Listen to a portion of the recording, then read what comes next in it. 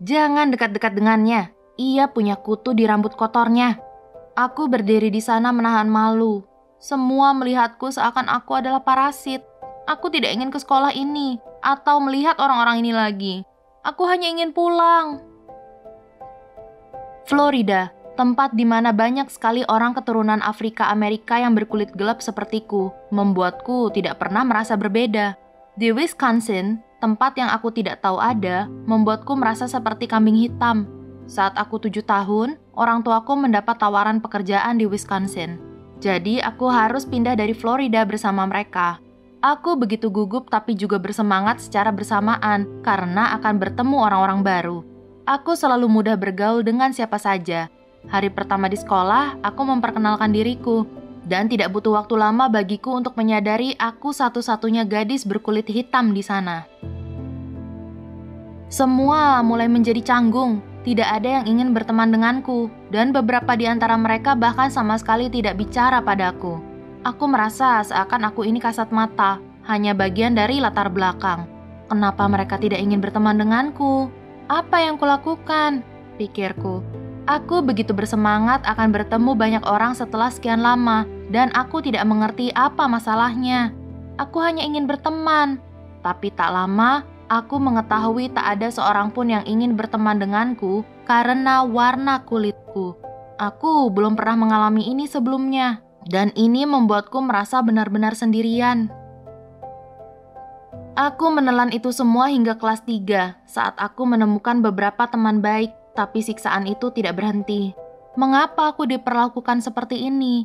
Aku bahkan menemui dan memberitahu guru, berharap ia akan menolongku untuk menghilangkan rasa tertekan ini.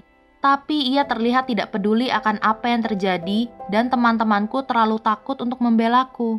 Warna kulit apa yang harus kumiliki agar diterima oleh mereka? Harus seperti apa rupaku agar mereka mau memanggilku teman? Aku ingin melarikan diri dari semua ini. Rasa frustrasi dan kesedihan ini terlalu membebaniku. Ada malam di mana aku menangis hingga tertidur.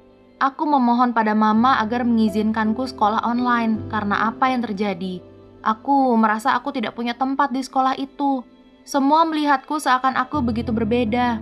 Mama harap bisa melakukannya, sayang. Tapi uang kita belum cukup saat ini. Maaf ya, jawab mama atas permintaanku.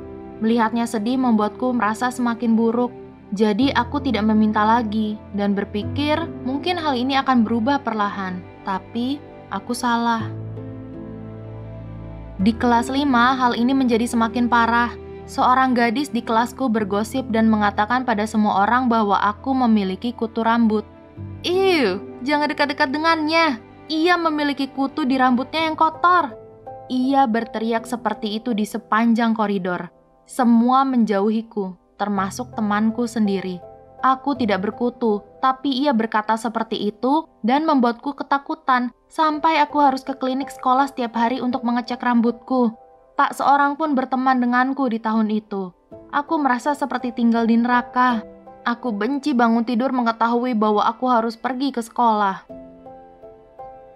Kelas 5 adalah tahun yang berat bagiku. Tapi percayalah, kelas 7 adalah yang terburuk. Rambutku sangat keriting dan tidak bisa diatur, jadi aku harus memakai wig agar terlihat lebih rapi. Satu hari setelah jam olahraga, aku duduk di depan cermin memakai wigku. Salah satu teman sekelasku datang dan merebutnya. Parahnya, mereka melempar-lemparnya ke sana kemari. Tanpa wig ini, kamu bukan apa-apa. Ayo, ambil sini, teriak gadis lainnya. Semua menertawakanku, semuanya. Aku begitu malu hingga aku berlari dan bersembunyi di ruang loker, menangis sejadi-jadinya. Aku tidak tahan lagi, jadi ku telepon mama dan memintanya untuk menjemputku. Setelah hari itu, aku menjadi target teman-teman sekelasku. Setiap hari, rambutku akan ditarik berkali-kali karena beberapa anak berpikir itu lucu saat melihatku menangis. Tasku bahkan diambil, atau terkadang mereka akan meludahiku. Aku dipanggil macam-macam. Aku tidak tahu apa kesalahanku yang membuat mereka begitu membenciku.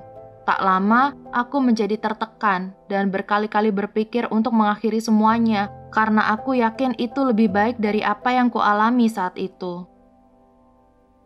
Pada akhirnya, aku tidak bisa menahan semuanya. Jadi aku duduk dan bicara pada Mama tentang apa yang terjadi padaku di sekolah. Mama menangis, dan itu adalah tahun terakhir aku berada di sekolah itu.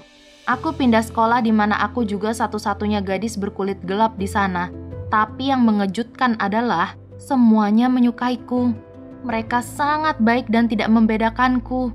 Aku akhirnya berada di tempat yang tepat. Jika kamu mengalami hal yang sama, yakinlah kamu tidak layak diperlakukan buruk seperti itu. Dan kamu tidak harus berurusan dengan hal itu.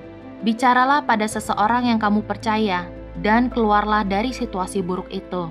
Masih banyak tempat yang indah dengan orang-orang yang akan menghargaimu.